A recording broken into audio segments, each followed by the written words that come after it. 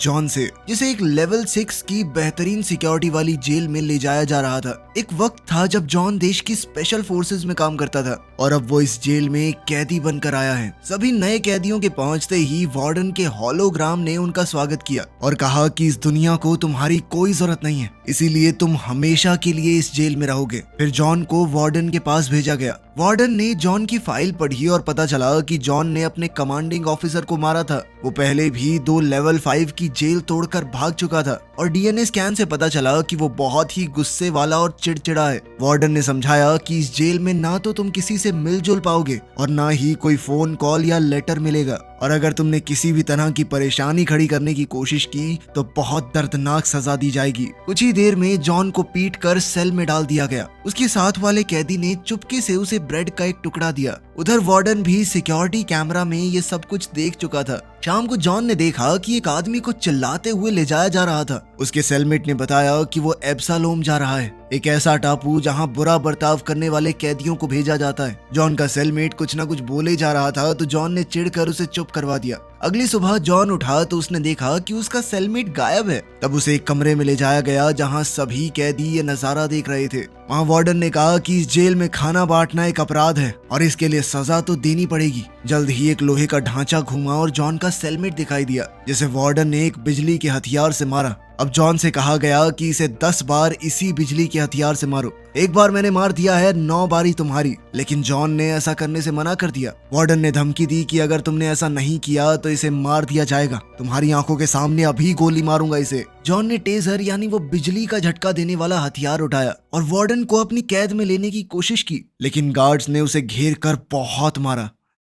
कुछ घंटों बाद हेलीकॉप्टर से जॉन को एब्सलोम भेजा गया। गार्ड्स ने बिना कुछ बोले उसे बाहर फेंका और हेलीकॉप्टर से चले गए। जॉन ने देखा कि उसके ऊपर कुछ चूहे आ गए, लेकिन उसने जल्दी से उन्हें हटा दिया। वो जंगल के बीच में था और दूर दूर तक जानवरों की आवाजें आ रही थी। जॉन ने भागना शुरू कर दिया और फिर देखा कि कुछ लोग भी जंगल में उसके आसपास दौड़ रहे हैं। वो आउटसाइडर्स ट्राइब के लोग हैं, जिन्होंने तुरंत उसे घेरा और पकड़ लिया। जॉन को पकड़कर उस जगह ले जाया गया जहां बाहर से आए लोगों को रखा जाता था। लोगों ने उसके कपड़े चुराने की कोशिश की, लेकिन लीडर मैरिक ने अपनी बंदूक दिखाकर उन्हें रोक दिया। जॉन कुछ घंटों तक जेल में पड़ा रहा, फिर मैरिक से मिला। मैरिक बहुत सीधी बात करने वाला आदमी था। उसने कहा कि इसे एक बड़ी छुट्टी समझ लो जो शायद कभी खत्म नहीं होगी। ये गांव एक पुराना आइलैंड रिजॉर्ट है और वो सब लोग कैदी हैं जो जेल से भेजे जा रहे हैं। इस आइलैंड के ऊपर हर एक काम शरीर के लिए चुनौती भरा था। मैरिक ने कहा कि हमें देखना होगा तुम्हारे अंदर कितनी ताकत है। जिसके बाद जॉन को रैल्फ नाम के एक आदमी के साथ फाइट करने के लिए पूल के ऊपर नेट पर धक्का दिया गया और साथ ही एक ब्लेड पकड़ा दिया गया। रैल्फ ने अपनी ताकत दिखाते हुए एक स्टैचू को तोड़ दिया, जिससे जॉन कुछ खास इंप्रेस नहीं हुआ। उसने अपना ब्लेड फेंक कर रैल्फ की छाती पर मार दिया, जिसके बाद रैल्फ वहां से पानी में गिर गया। इस पर मैरिक ने खुश होकर जॉन को बधाई दी, लेकिन जॉन ने उसकी बात ज्यादा न सुनते हुए उसके हथियार चुराए और मैरिक को भी पानी में धक्का दे दिया। अब जॉन लोगों के झुंड के बीच से निकला अपनी बंदूक दिखाता हुआ, लेकिन वो बंदूक काम ही नहीं कर रही थी। वो जंगल में भागा, लोग उसे पकड़ने के लिए पीछे पीछे भाग रहे थे। वो जल्द ही एक पेड़ पर छुप गया और मौका मिलते ही एक आदमी को पकड़ लिया। पीछे से जाके उसकी गर्दन तोड़ दी और उसके हथियार भी चुरा लिए। फिर भागते हुए वो अचानक पहाड़ से गिर गया और उसकी टांग में चोट आ गई। जैसे तैसे उसने अपनी चोट की देखभाल की, लेकिन तभी एक आउटसाइडर उसके सामने लड़ने आ गया। लेकिन जॉन स्पेशल फोर्सेस में रह चुका था, उसने बड़ी ही आसानी से उसे मार गिराया। अभी भी आउटसाइडर ट्राइब के लोग जॉन का पीछा कर रहे थे। गलती से जॉन ने एक ट्रैप को एक्टिवेट कर दिया, जिसके बाद एक बड़ी लकड़ी उसके ऊपर से गिरी और पीछे लगा आउटसाइडर मर गया। स्कैब नाम के एक आदमी ने तीर से जॉन की टांग पर वार किया, पर जॉन भागता रहा। आउटसाइडर्स ने मिलकर उसे पहाड़ की चोटी पर घेर लिया और तीरों से उसके ऊपर हमला करने लगे, लेकिन जॉन फिर भी किसी तरह पानी में कूदकर बच गया। जल्द ही वो इनसाइडर्स गैंग के पास पहुंचा। उन्होंने उसकी जान बचा ली और गांव में बहुत अच्छे से रखा। ये इन्फॉर्मेशन वार्डन तक जेल में पहुंच गई। जब जॉन उठा तो वहां का डिसिप्लिन देखकर चौंक गया। वहां आसपास घूमते हुए उसने एक बिल्डिंग में जाने की कोशिश की, लेकिन हॉकिंस और स्कल नाम के 2 आदमियों ने उसे रोक दिया, ये कहकर कि यहाँ जाना मना है। इसके बाद जॉन को वहां के लीडर फादर से मिलवाया गया। फादर ने कहा कि जॉन पहला आदमी है जो आउटसाइडर से बचकर आ पाया है और अब वो चाहता था कि जॉन उनके साथ मिलकर रहे। लेकिन जॉन ने कहा कि मैं यहाँ पे घर बसाने नहीं आया हूँ, मुझे यहाँ से निकलना है, वो भी जल्द से जल्द। फिर जॉन डायसार्ट से मिला, जो एक टूटी हुई बंदूक को ठीक कर रहा था। जॉन ने उसे कुछ आइडिया दिया कि इसे इस तरह से ठीक कर सकते हो और बातों बातों में उनकी कुछ हद तक दोस्ती हो गई। कुछ देर बाद डाइजार्ट और हॉकिंस जॉन को वॉच टावर ले गए और उसे वहीं रुकने के लिए कहने लगे कि यहाँ से भागने की कोशिश मत करो, इस टापू के ऊपर बहुत से खतरे हैं। ऊपर से आउटसाइडर्स की तादाद 600 है और हम लोग यानी इनसाइडर्स सिर्फ 98। उनकी तादाद हमसे 6 गुना ज्यादा है, लड़ भी नहीं सकते उनसे। उस आइलैंड पर हर जगह कैमरे लगे हुए थे, इसलिए हेलीकॉप्टर भी वहाँ मिनटों में आ जाता था। बाद में जॉन वहाँ के डॉक्टर टॉम के पास गया। टॉम ने जंगली जड़ी बूटियों से बनी हुई एक दवाई उसे पकड़ाई और कहा कि इसे अपनी चोट पर लगा लो। साथ ही उसने जॉन से कहा कि इसे साफ रखना बहुत जरूरी है, यहाँ पर दवाइयाँ नहीं है, सेप्टिक हो जाएगा। बाहर निकलते ही जॉन ने देखा कि केसी उसे फॉलो कर रहा था। केसी सिर्फ उस इंसान से मिलना चाहता है जो मेरिक से बचकर भाग निकला। जॉन ने कहा कि मुझे अकेला छोड़ दो और पहाड़ के एक कोने पर चला गया। उसने एक बक्सा पानी में फेंका। लहरें इतनी तेज थी कि वो बक्सा तुरंत टूट गया, जिसका मतलब साफ था कि वो तैर कर तो यहाँ से नहीं निकल सकता। जल्दी ही केसी उसके पास आया और बताया कि यहाँ पर शार्क हैं, तो तैर कर जाने की तो सोचना भी मत। उस रात जॉन ने देखा कि एक जुलूस सामान लेकर समुद्र किनारे जा रहा था। वो चुपके से पीछे गया पर हॉकिंस ने उसे पकड़ लिया और मुक्का दे मारा। हॉकिंस ने उसे शांत रहने को कहा, लेकिन जॉन ने बदला लेते हुए उसे मुक्का दे मारा और गांव लौट आया। अगली सुबह ब्रेकफास्ट के वक्त जॉन ने केसी से उसका जुर्म पूछा कि तुम किस चक्कर में अंदर आए हो। केसी ने बताया कि मैंने एक माफिया बॉस की मदद की थी 2 बच्चों को किडनैप करने में, लेकिन मेरा उन्हें मारने का कोई इरादा नहीं था। उस साले गैंगस्टर ने उन्हें मार डाला, बस उसी चक्कर में मैं भी अंदर हूँ। तभी एक हेलीकॉप्टर उनके ऊपर से गया। केसी ने समझाया कि आइलैंड के ऊपर महीने में 2 बार सप्लाईज आती हैं, खाने पीने का सामान वो सब, लेकिन वो आउटसाइडर्स सब कुछ ले जाते हैं, हमें कुछ भी नहीं मिल पाता। हेलीकॉप्टर हर बार अलग जगह पर लैंड करता है, इसलिए पहले से प्लान भी नहीं बना सकते। ब्रेकफास्ट के बाद जॉन और केसी किलियन के पास गए जो दारू बांटता था। जॉन ने एक घूंट पी और कहा कि अबे जहर बेच रहे हो क्या, इतनी गंदी, छी। किलियन गुस्सा हो गया और उस पर झपट पड़ा, लेकिन जॉन ने बड़ी आसानी से अपना बचाव कर लिया। तभी घंटी बजी और सभी इनसाइडर्स गेट की तरफ दौड़े। पता चला कि ये गार्ड ड्यूटी के वक्त दूसरी बार सो गया। इससे उनकी जिंदगी खतरे में आ गई, इसीलिए उसे नौकरी से हटा दिया गया। जॉन ने देखा कि वो आदमी अब जंगल में अकेला जा रहा था। इधर आउटसाइडर्स कुछ भुने हुए चूहों के लिए लड़ रहे थे।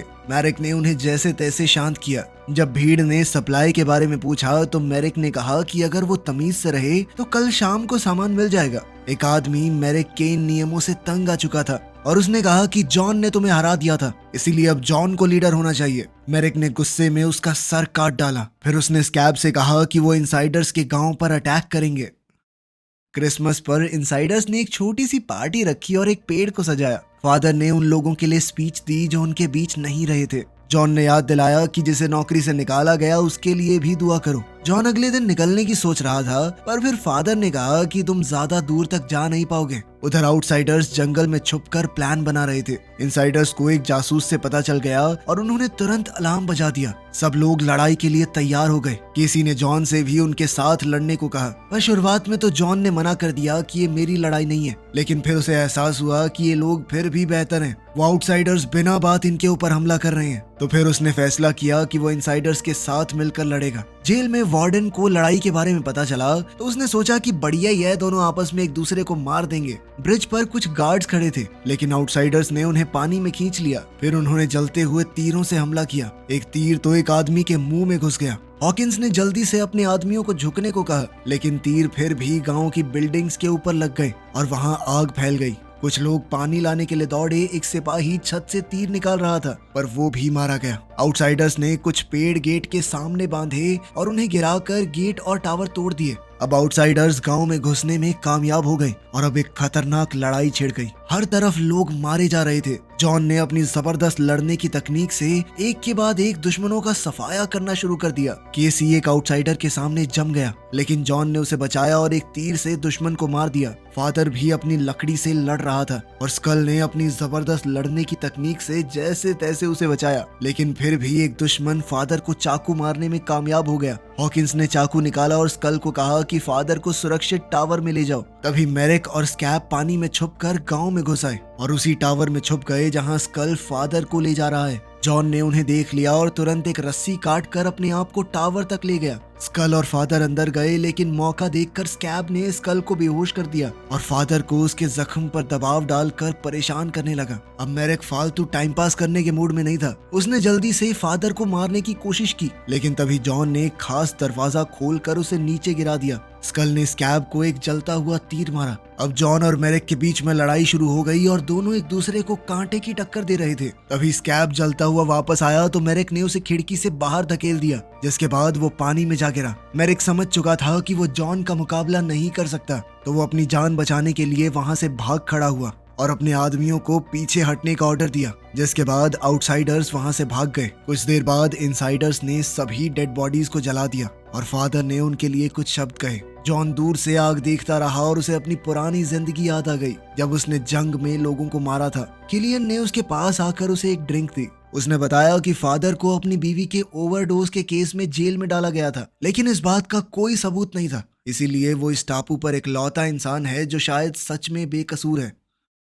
अगली सुबह जॉन ने देखा कि कुछ इनसाइडर्स सामान समुद्र किनारे ले जा रहे थे। उसने उनका पीछा किया और देखा कि उन्होंने चुपके से एक बोट बना ली थी। वो भागकर फादर के पास गया। फादर ने बताया कि वो लोग पहले से प्लान बना रहे थे भागने का। बोट को डायसार्ट ने डिजाइन किया था और उसके अंदर एक कूलिंग सिस्टम है जो कि रडार से बच सकता है, लेकिन कुछ दूसरे सेंसर्स ने बोट को पकड़ लिया और हेलीकॉप्टर्स तुरंत आ गए उन्हें घेरने के लिए। उन्होंने देखने वाले ग्रुप के ऊपर भी गोलियां चलाई, पर इनसाइडर्स चट्टान के पीछे छुपकर बच गए। इसके बाद फादर ने कहा कि वार्डन के पास कोई तो जासूस है जो उनके बीच में ही छुपा हुआ है। जॉन ने कहा कि अगली बोट पर मैं भी जाऊंगा, लेकिन हॉकिंस और फादर ने कहा कि बहुत से लोग सालों से इंतजार कर रहे हैं, इसलिए जॉन को भी अपने नंबर का इंतजार करना चाहिए। कुछ दिन बाद जॉन डायसार्ट के पास गया। डायसार्ट नई बोट बना रहा था। जॉन ने पूछा कि क्या वो इस बोट पर जाएगा, लेकिन डायसार्ट ने मना कर दिया। उसने बताया कि 30 साल पहले उसने पैसों के लिए एक बहुत खतरनाक बम बनाया था। उस बम ने 50 लोगों को मार दिया। वो ऐसा कुछ करना नहीं चाहता था,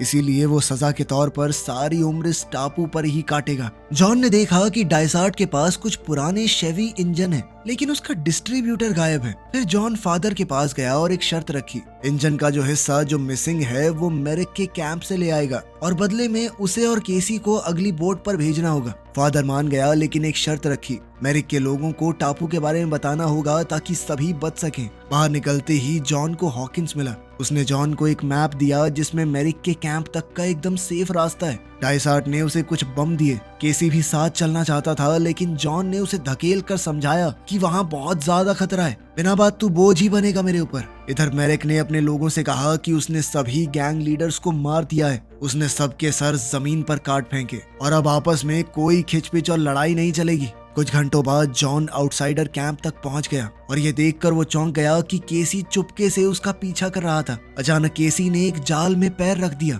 और पेड़ से उल्टा लटक गया। जॉन उसे बचाता उससे पहले ही आउटसाइडर्स ने उसे पकड़ लिया और गांव ले गए। भीड़ हंस रही थी जब मेरिक ने केसी को चढ़ाया और बाकी सब कहने लगे कि मजे के लिए इसके गले के पास कांच के टुकड़े बांध दो। जॉन ने इस मौके का फायदा उठाया और वो चुपके से अंदर गया और फिर उसने सीढ़ियों वाले गार्ड को मार दिया। उसने इंजन का वो हिस्सा भी ढूंढ लिया और रस्सी की मदद से एक टावर पर चढ़ गया। वहां उसने और 2 गार्ड्स को खत्म कर दिया। फिर उसने खिड़की से देखा कि केसी को टॉर्चर किया जा रहा है। जॉन ने एक बॉम्ब बिल्डिंग के अंदर फेंका और जोरदार धमाका हुआ। सब लोग अंदर घुसे आदमी को ढूंढने लगे। जॉन ने दौड़कर केसी को टॉर्चर डिवाइस से छुड़ाया, लेकिन मेरिक उसकी चाल समझ चुका था। उन दोनों को पकड़कर पूल में फेंक दिया गया और कहा कि एक दूसरे पर हमला करो, वरना दोनों को खत्म कर दिया जाएगा। तुम में से जो बचेगा उसे आजाद कर देंगे हम। केसी ने ऐसे दिखाया कि वो जॉन पर हमला करेगा, लेकिन पास आकर जॉन से कहा कि इनसाइडर्स को तुम्हारी जरूरत है, मेरी नहीं, मुझे खत्म कर दो। लेकिन जॉन ने अपने दोस्त को मारने से मना कर दिया। उसने एक मशीन तैयार की ताकि वो जॉन को मार सके,